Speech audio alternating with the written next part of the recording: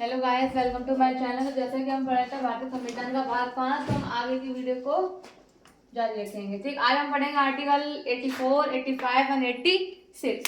तो देखते हैं कि आर्टिकल 84 में क्या दिया हुआ है। संसद की सदस्यता के लिए योग्यताएं। संसद की सदस्यता पाने के लिए योग्यताएं क्या होनी चाहिए, एक व्यक्ति में उन बातों का यहाँ पे चर्चा की गई है। भारत का नागरिक होना चाहिए, पहली बात तो।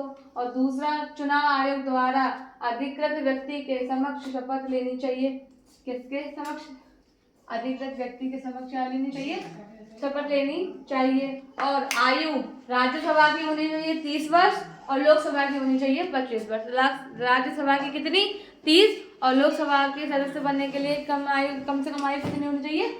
25 वर्ष की होनी चाहिए और राज्यसभा के लिए 30 वर्ष की होनी चाहिए। आर्टिकल 85 में क्या दिया है? संसद के सत्रावसान और विघटन के बारे में बात की। संसद के सत्रावसान और विघटन के बारे में बात की गई है। संसद बुलाना, संसद कैसे बुलाया जा सकता है? राष्ट्रपति समय समय पर संसद के प्रत्येक सदन, राज्यसभा और लोकसभा को उचित समय और स्थान पर बुला सकता है। सिर्फ राष्ट्रपति जो है बुला सकता है। कैसे? संसद के दोनों सदनों को, राज्यसभा और लोकसभा को, जो उचित समय उचित स्थान पर बुला सकता है।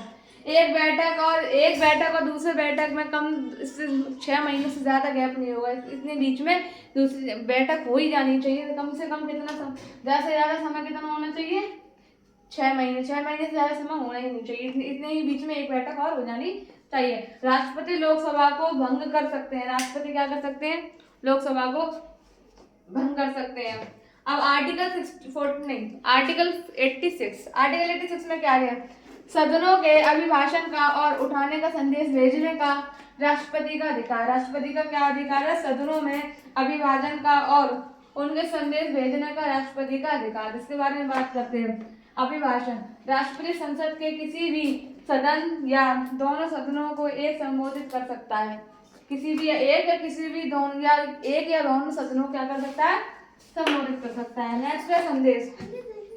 राष्ट्रपति संसद के लंबित किसी भी विधेयक को या अन्य मामलों पर संसद के संदेश भेज सकते हैं और जिस सदन को संदेश भेजा गया है वह उस पर विचार कर सकता है। जिस सदन पर क्या संदेश भेजा गया उस पर क्या कर सकते हैं?